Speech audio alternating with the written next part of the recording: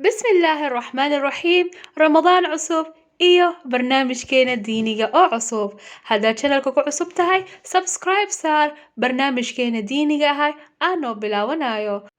بسم الله الرحمن الرحيم السلام عليكم ورحمة الله وبركاته كسو دواada channelkiina taqo Soomaali channel maanta iyo video cusub haduu Ilaahay raa baradoono videoga hore waxaa soo baranay 10ka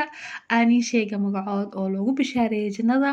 iyo maanta iyo waxaa kasoo hadalnay qofka shanaad oo ahaa Talha bin Ubaydillah radiyallahu anhu maanta waxaa baradoonaa haduu Ilaahay raa qofka lixaad oo ah Saciid bin Zayd radiyallahu anhu magaciisa waxaa la dhahaa Saciid bin Zayd bin Camr bin Nayfal bin Cabdilciz bin Riyaax bin Qard bin Zaraax bin Cuday bin Kacb bin Lu'ay bin Ghalib bin Acwar al-Qurashi al-Cadawi waxaana waa 10 loogu bishaareeyay jannada waxaana waa kuwa Ilaahay raadi oo ka noqday mashaahid badan oo shahiday Saciid bin Zayd radiyallahu anhu oo kamid ah xisaar Dimashq iyo fatxigeeda la furaaya سعيد بن زيد وحو إسلامي انتو رسولك عليه السلام oo galin daar الأرقم oo إسلامي wax kasta يعني أحداثكي waxa ana ogaa rasuulka عليه السلام oo la socay wuxuu sheegay 48 xadiid oo kasoo wariyay rasuulka عليه الصلاة والسلام قصة سعيد بن زيد مع الفاروق قفك الأواد قاني عمر بن الخطاب ما كمد سعيد زوجتي فاطمة وهاي يعني سعيد زوجتي فاطمة نخذين سبب إنه إسلام عمر بن الخطاب يعني عمر بن الخطاب بداياتيس يعني كوذا انتو إسلامي كهر هذا شديد وهاي إسلامك يعني وحوربي حتى إنه دل رسول كان عليه الصلاة والسلام وربي عمر بن الخطاب asagoo maalimaha kamid ah asagoo u socdo safetiisa diyaarsada oo u socoyo inuu rasuulka xasaata salaam oo diliyo waxaa arkeen kufaar quraysh arkeen markaas waxay u dhaheen walaashaada iyo ninkeeda يعني سعيد بن زيد iyo Faatima waxay naqdeen diinta Maxamed raaceen oo dhay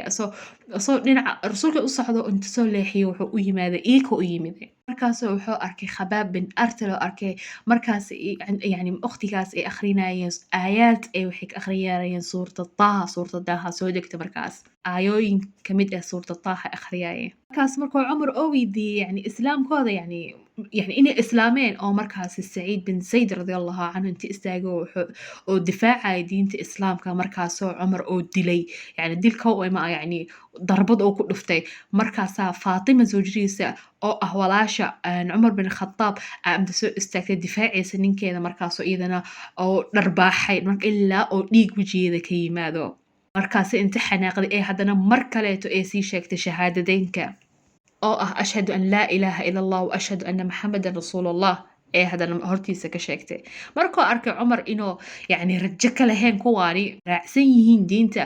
Muhammad ee raacsan yihiin sidoo asaga aaminsanaa waqtigaas wuxuu argay Umar bin Khattab radiyallahu anhu wuxuu arkay saxiifadii markaas ay akhrinayeen aayaadka wuxuu dhahayay in uu talbado yani keen amal isiyo markaas Faatima waxay u dhahday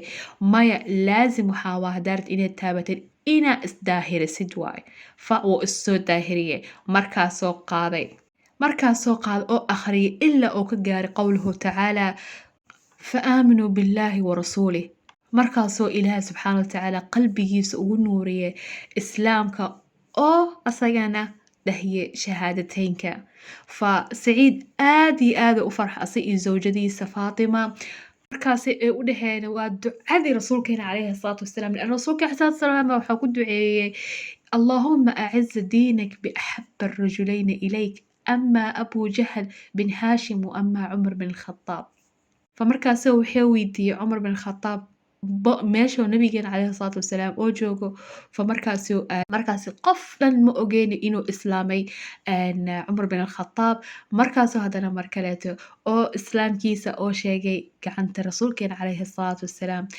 marka sababtaas ay u noqdeen Saciid bin Zayd iyo zawjadiisa inay sabab u noqdaan islaamka Umar bin al-Khattab حتى كهذا dhimashadiisa Saciid bin Zayd radiyallahu anhu wuxuu dhintay sanadka 51 oo dhintay fi khilaafada Muawiya oo dhintay waxaan lagu duugay Madiina al-Munawwara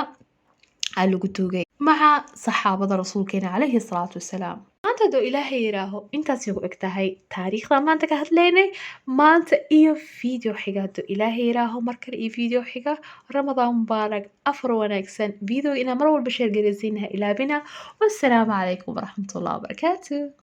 waad ku mahadsantaha daawashadaada quruxda badan jazaaka allaha khayr sida hore ugu socdo channelka ka ilaawin subscribe like share assalaamu calaykum